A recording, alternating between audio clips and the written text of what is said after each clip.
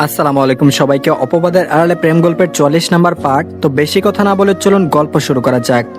ধ্রুব বলল, অদিতিকে বিয়ে করার জন্য সাফার করেছিলাম, ওকে নিজের করার জন্য যেখানে এক প্রকার যুদ্ধ করছিলাম, সেখানে আমরা আগে থেকেই মেরেছিলাম। ও আমার জন্য হালাল ছিল আগে থেকেই। আমি ওকে পেয়ে গেছি যখন আমার বয়স মাত্র 21 বছর। এত বড় কথা তুমি আমার থেকে লুকিয়েছো, আমাকে উত্তর দাও কেন? I need the fucking answer. Sourav কিছু বলার আগে ধ্রুব রাগের মাথায় উঠে ফুলের টপ তুলে আছাড় মারলো টেরেসে। সৌরভ চমকে উঠেন, ধ্রুব আবারও চেঁচিয়ে উঠে তারপর বলল, আমাকে পুতুল পেয়েছিলে ইয়ামিন সাহেব। তোফাজ্জল এবার ধ্রুবর সামনে এসে দাঁড়ালেন, তার গলা শান্ত। উনি বললেন, বসো ধ্রুব, কথা বলবো আমরা। ধ্রুব তোফাজ্জলের দিকে তাকিয়ে রইল কিছুক্ষণ। তোফাজ্জলের চোখে কণ্ঠে কিছু একটা ছিল। ধ্রুব আর চুপ করে থাকতে পারলো না, খপ করে চেয়ারে বসে পড়লো, হাত চুলের ভেতর চালিয়ে মাথা নিচু করলো, গভীর শ্বাস নিচ্ছে, বুকটা দ্রুত ওঠানামা করছে। সৌরভ ধীরে ধীরে বসলেন, ধ্রুবর দৃষ্টি এখনো নিকাহনামার দিকে। তোফাজ্জল ধীরে ধীরে ধ্রুবর দিকে তাকিয়ে বললেন গম্ভীরভাবে, তখন তোমার বয়স 5 বছর, অদিতি তখন সবে জন্ম। তোমার বাবা মা আমাদের বাড়িতে আসেন অদিতিকে দেখতে। তুমি অদিতির সাথে ভীষণ খেলছিলে সেদিন। কারিশমা ভাবি হুট করে তোমাদের দেখে প্রস্তাব দিয়ে বসলেন, উনার মেয়ের সাথে তোমার বিয়ে দেবেন। সময় চাইলেন আমাদের থেকে, যেন আমরা অদিতিকে বিয়ে দেওয়ার আগে তোমার সঙ্গে একবার কথা বলি। সৌরভের সাথে আমার বোঝাপড়া ভালো থাকায় আমি রাজি হই। এসব আমাদের মধ্যে সীমাবদ্ধ থাকে। তোমার শাশুড়ি সেটার কিছুই জানতেন না। ধ্রুব এবার চুপ করে থাকে। তোফাজ্জল আরো বললেন, তারপর কারিশমা ভাবি মারা যান। তোমার মায়ের মারা যাওয়ার আগে থেকে সৌরভের ব্যবসা তখন লস খাচ্ছিল, প্রচুর টাকা দরকার ছিল তার। ত্রিনা ভাবেছিলেন তোমার মায়ের খালাতো বোন, আর বাচ্চা হবে না কখনো, তাই বিয়ে হচ্ছিল না। ঠিক তখন তোমার মায়ের খালু প্রস্তাব দিয়ে বসেন সৌরভকে। ত্রিনাকে বিয়ে করলে সৌরভের বিজনেসের পুরো টাকা উনি দিবেন বলে বসেন। সৌরভ তখন একদিকে বিজনেস, আরেকদিকে তার 5 বছরের জেদি বাচ্চা, সব মিলিয়ে পাগল প্রায়। আরো কয়েক মাস অপেক্ষা করলে হয়তো বা না খেয়ে পথে বসা লাগতো, তেমনি ঋণ জমেছিল তার। তাছাড়া ত্রিনা তোমায় ভীষণ আদর করত, তাই সৌরভের মনে হয়েছে বোনের সংসারের যত্ন করতে আরেকটা বোনই পারে, তাই না চেয়েও বিয়ে করতে হয়েছে ত্রিনাকে। ধ্রুব অবাক হয়ে নিজের বাবার দিকে তাকালো। সৌরভ চুপ করে বসে আছেন। তোফাজ্জল আবারও বলা শুরু করলো, ত্রিনার বাবার বিনিময়ে তোমার বাবা এই পর্যন্ত আজ আসতে পেরেছে। ত্রিনা ভাবি শুরু থেকেই তোমাকে মায়ের মতো ভালোবেসেছে। তার বাচ্চা ছিল না, তোমাকে নিজের সন্তান মনে করেছিল, কিন্তু তুমি ধীরে ধীরে তার প্রতি রাগ ধরে রাখতে রাখতে একদিন ফুলদানি দিয়ে ত্রিনা ভাবির মাথা ফাটিয়ে দিয়েছিলে।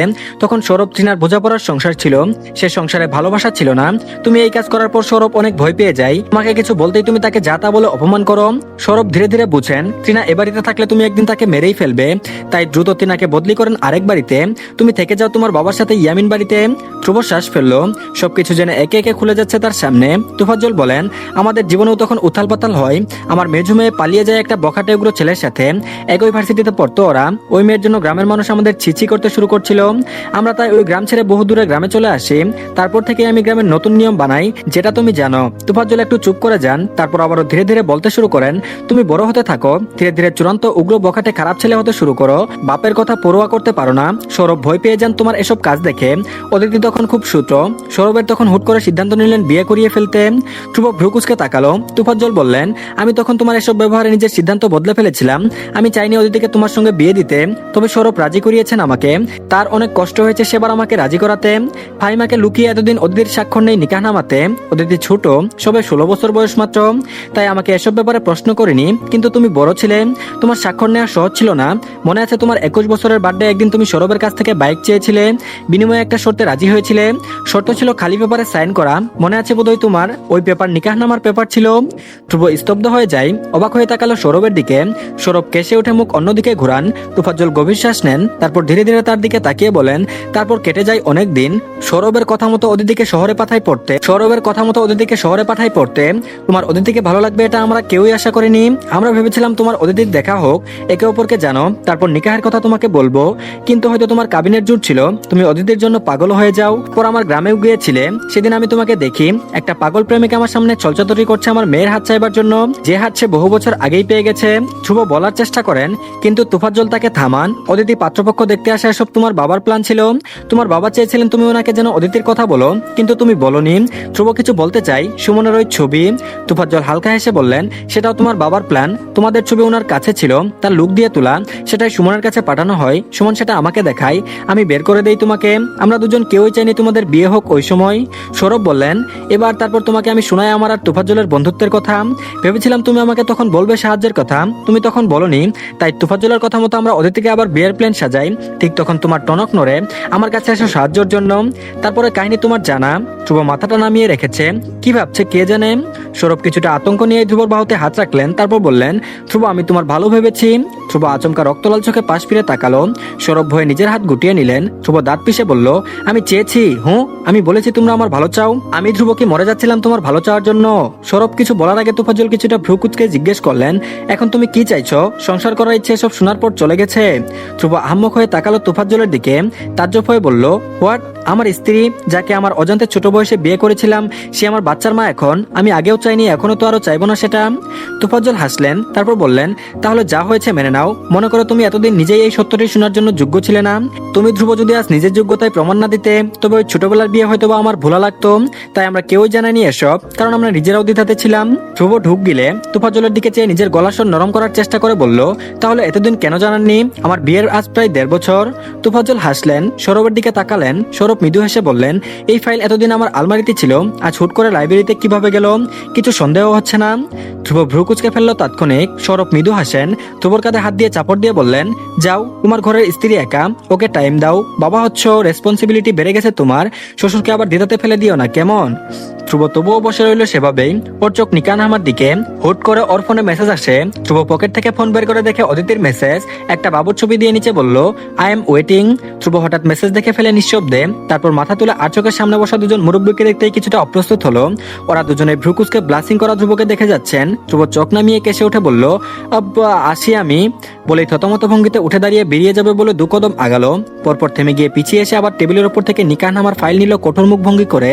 দুজনের দিকে রাগান্বিত চোখে চেয়ে বেরিয়ে গেল টেরেস থেকে। ও যেতেই বাকি দুজন হেসে উঠলেন শব্দ করে।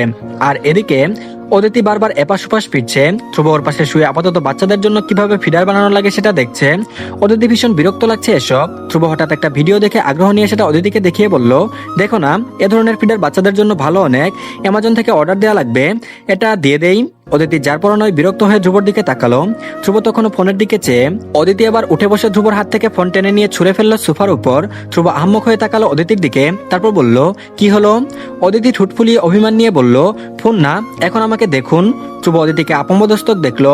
একটা ঢিলে ম্যাক্সি গায়ে, ফুলো ফুলো পেটটা ঢেকে রাখা, মুখটাই তৈলাক্ত ভাব, এতে কি অসম্ভব মোহনীয় দেখাচ্ছে। ধ্রুব ওকে টেনে আনলো নিজের বাহুতে, নরম গলায় বলল, দেখেছি, পবিত্র লাগছে দেখে। অদিতি ধ্রুবর বাহুতে সেটে গেল এক প্রকার, গায়ের সঙ্গে গা মিশিয়ে শুলো। ধ্রুবর বুকে আঙুল দিয়ে নকশা করতে করতে অস্ফুট স্বরে বলল, শার্টটা খুলুন না। ধ্রুব দুষ্ট হেসে তাকালো অদিতির মুখের দিকে, তারপর বলল, আর ইউ শিওর? পরে লজ্জা পাবে না তো? অদিতি চোখ রাঙাতে ধ্রুব ভয় পাওয়ার ভঙ্গি করে শার্টের নিচে বোতাম খুলতে খুলতে বলল, আরে খুলছি তো, এমন লুক দেওয়ার কি আছে? অদিতি তাকিয়ে রইল। ধ্রুব শার্ট খুলতেই অদিতি ওটা ছুঁড়ে ফেললো মেঝুতে। ধ্রুব সব দেখে হাসি খুশি মুখ ওর। অদিতি ধ্রুবর নগ্ন মুখে মুখ ঘষতে ঘষতে ওকে আরো শক্ত করে জড়িয়ে ধরে কামনা নিয়ে অস্ফুট স্বরে বলে বসে, হাগ মি স্ট্রংলি প্লিজ। ধ্রুব আলতো করে জড়িয়ে ধরে, পেটে ব্যথা লাগবে তাই। অদিতির ওতে হয় না। ও আরো যেন ঢুকে যেতে চায় ধ্রুবর বুকের ভেতর। বিরক্ত দেখিয়ে বলল, হয়নি, আরো ডিপলি। এবারের যাত্রায় দুষ্টুমি ছেড়ে সিরিয়াস হয়ে বলল, তুমি কি চাইছো অদিতি?